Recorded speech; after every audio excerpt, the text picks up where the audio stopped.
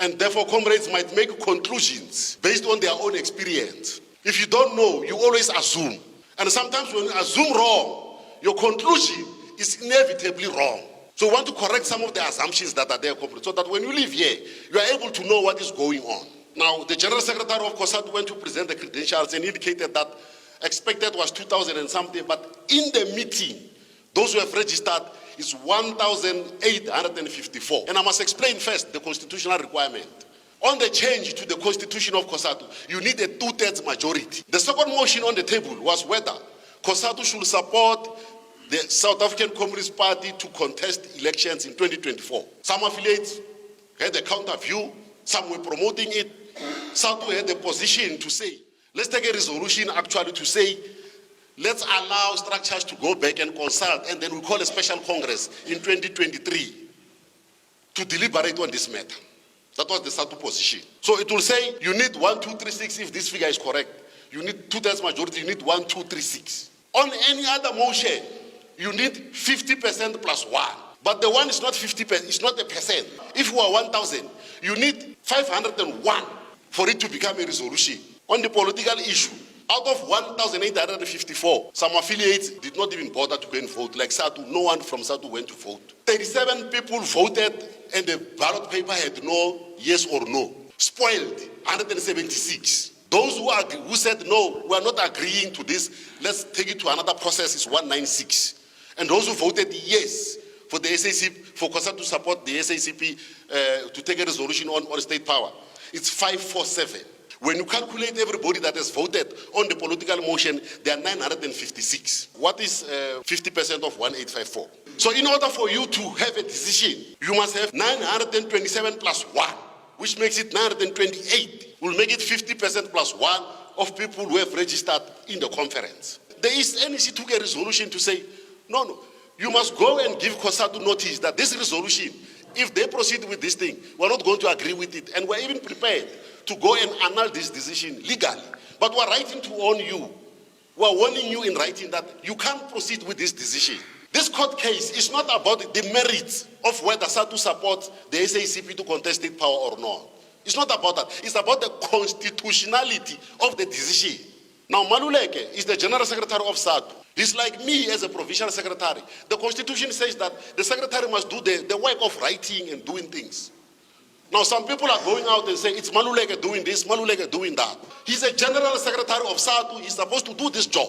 But I'll carry out the mandate of SADTU. That's why I signed the ballot paper to say, I agree to serve the union. It means that I will do what the union tells me to do as long as it's legal. If somebody has acted, if there's a disciplinary case, it's me who must write to you to say, this disciplinary case, you have been found guilty. It's not me who have found you guilty, it's the union.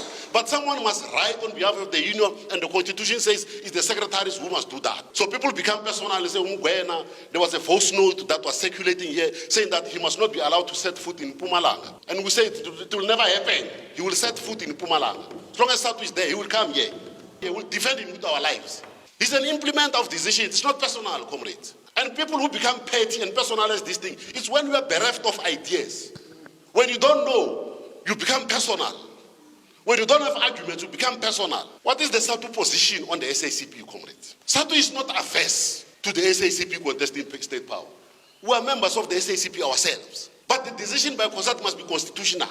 Saying SADTU is leaving COSATU and going to FEDUSA. I'm like a comrade. How do we find ourselves to say that we're going to affiliate to FEDUSA?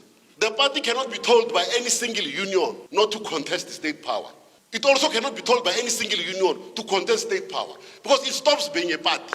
No single union can dictate whether or not to contest state power or not. COSATU must go back and say, we cannot allow divisions within our ranks over this kind of matter. In 2017, SADTU took a resolution at the National General Council to say, because we're preempting that this might happen, in the event the SACP decides to contest state power, a special Congress should be convened, a special Congress of SADTU, which means all branches of SADTU in the country will be called to one meeting to be consulted on the matter.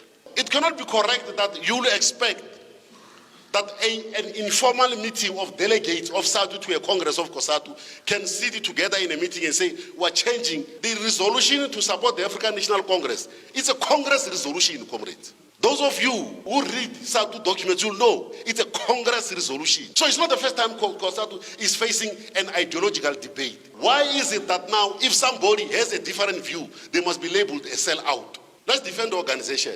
Let's contest this space. This court case that we're taking against COSATU is not a declaration of war against the SACP or any other affiliate, or even a declaration of war against COSATU.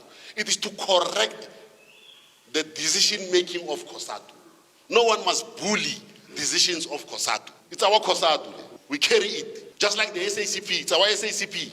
If the SACP comes to the provincial office, but we are there to assist the SACP. The SACP must live longer because it's our party. The propaganda is to try to belittle SADTU. Someone said a post on Facebook to say, Maluleke, I knew he was going to do this because he's looking at the position in parliament. A serving branch office bearer of SADTU says, I agree.